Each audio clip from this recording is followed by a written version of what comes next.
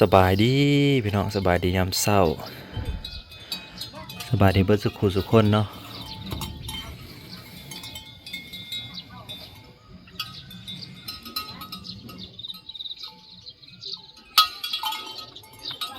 ปล่อยงัว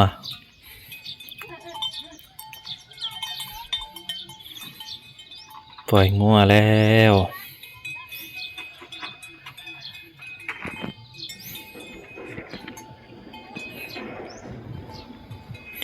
งัวก็ยำแรงมามันก็บ่มีแนวกินเนาะพี่น้องจักมันสิกินเนี่ยกินเฟืองแห้งก็ยังไปหั่นน่ะมันบ่ค่อยมีแนวกิน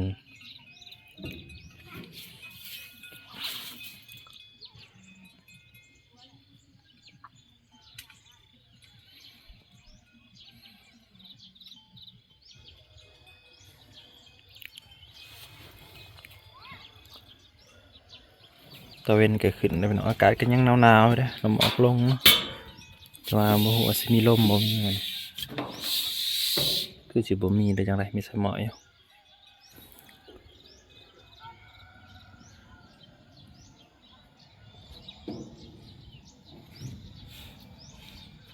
น้ำซึมทีบอยู่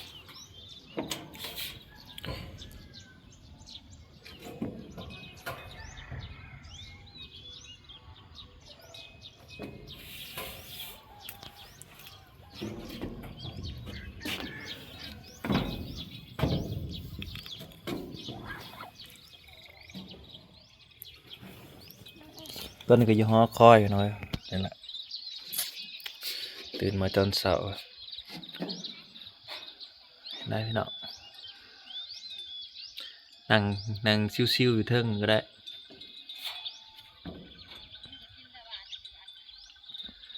นั่งจิบเปียอยู่เทิงชิวๆก็ได้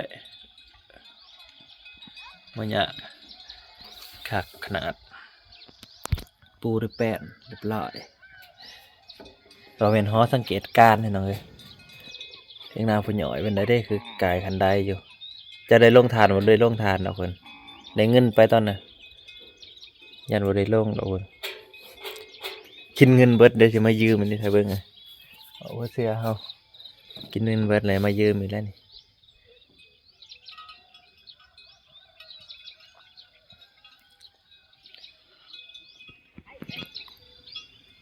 เนยไปนอนเที่ยงหน้าเนยนะฮะก็ขึ้นมา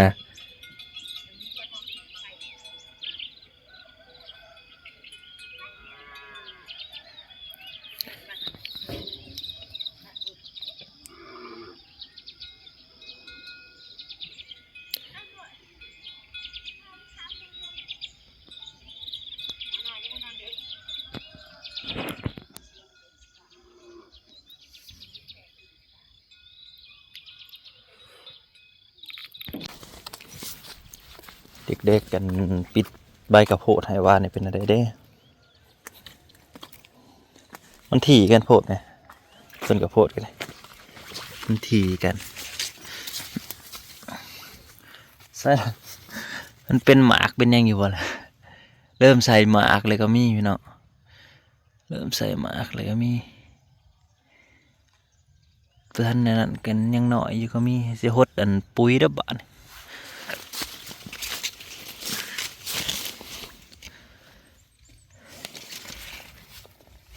ได้เก็บมันนี่แหละพี่น้องมันแก้วนะมันลามไปทางนี้สิได้เก็บไปนั่นแหละมันลามไป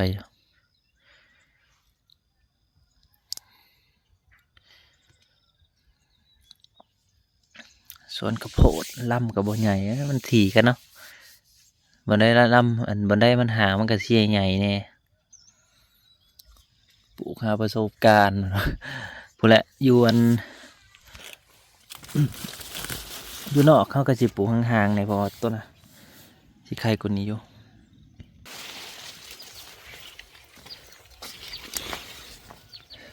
เริ่มออกดอกเริ่มใส่ฟักใส่หมากแล้วออกดอกแล้ว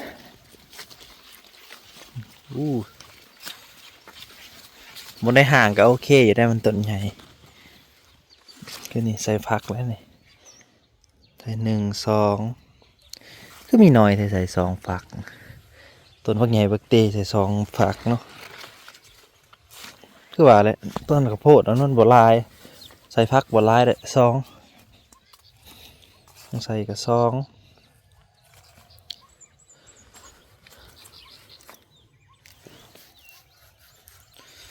ต้นใหญ่ต้นน้อยฟักทองเขาก็เริ่มเป็นหมากแล้วนี่เป็นดอกพางเป็นหมากเลยเหมือนกันต้องสมเอาเลยเนาะกันบ่สมบ่ได้มันบ่จับ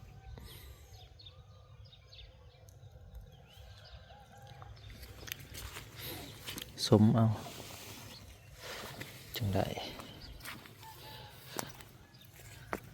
บ่สมแล้วโลดแล้วบ่อยากจับคือต้นน้อยๆเนี่ยบ่ได้กินนั่นดอกมันน้อย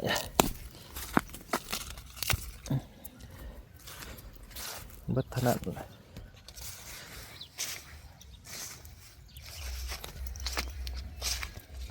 แช่ปุ๋ยน้ำปุ๋ยเรียบร้อยแล้วเตรียมสิหดนั่นแหละ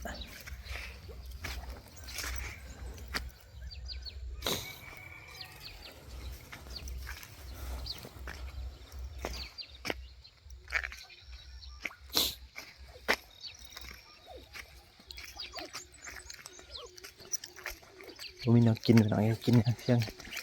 หาจับไก่ก่อน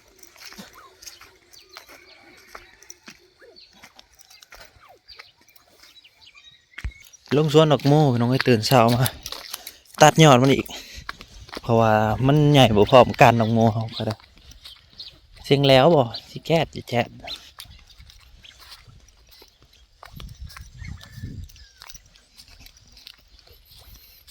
ตัดยอดดอกโม่ตอนนี้มันป่งเครือใหม่พี่น้องเพราะว่าเพื่อนว่าแหละคันเครือมันป่งใหม่นะมันจะ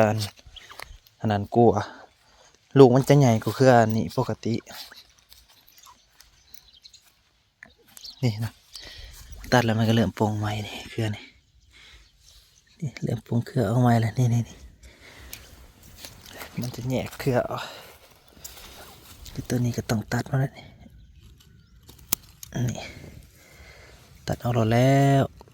ให้มันป่งเครือใหม่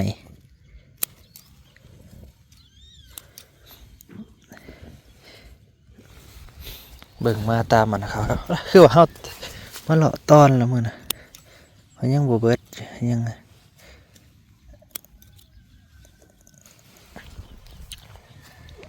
ตอนดอกโม่เนาะพี่อันนี้ก็ตอนไปตัดไปหน่อยๆก็ตัดมันโลดให้มันแตกเครือใหม่ไปเลยใช้เวลาขนาดนั้นเนาะปลูกโม่ให้มันวิดเพื่อมันชีวิตอันนี้นะถ้ามันได้ใหญ่เลยกับไข่ดอกถ้ามันได้ใหญ่แล้วมันจีสัตว์ยาวเลย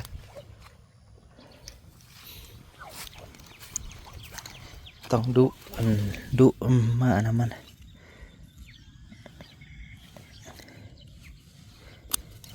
ดูมาตัด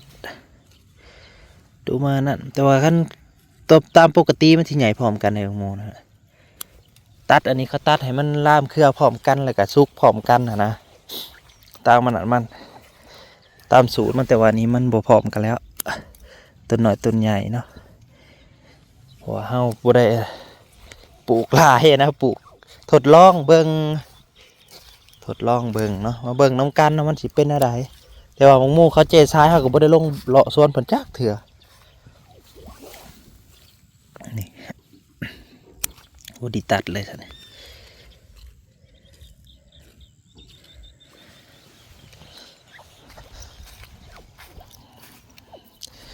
มื้อนั้นคือว่าเลาะค่ะก็ได้เพิ่นมาเพิ่นยังบ่ได้ตัดก็มีก็ต้นใหญ่แล้วลามเครือไว้ได้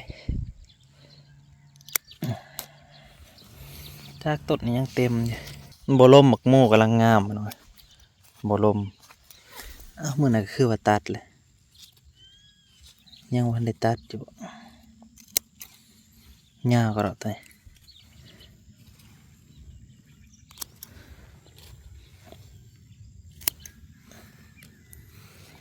มันแตกใหม่สมเนี่ยตัดแล้ว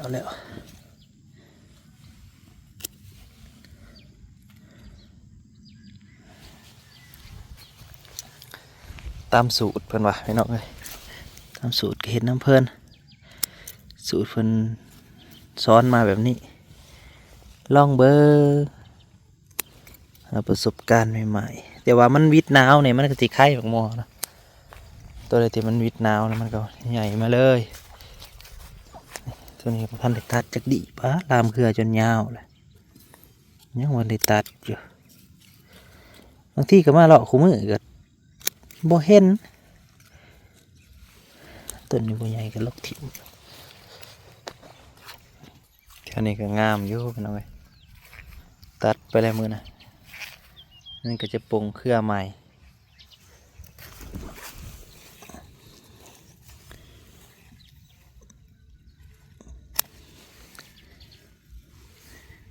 ตัดออกเลยยอด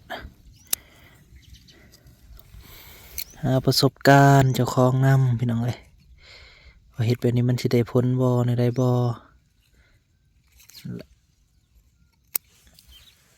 มันก็คือว่าอะไรมักโม่คนปลูกยามหนาวแล้วมันยามลมน่ะมันยากแต่พอมันถึกฮ้อนๆเนี่ยมันก็สิงามไว้อยู่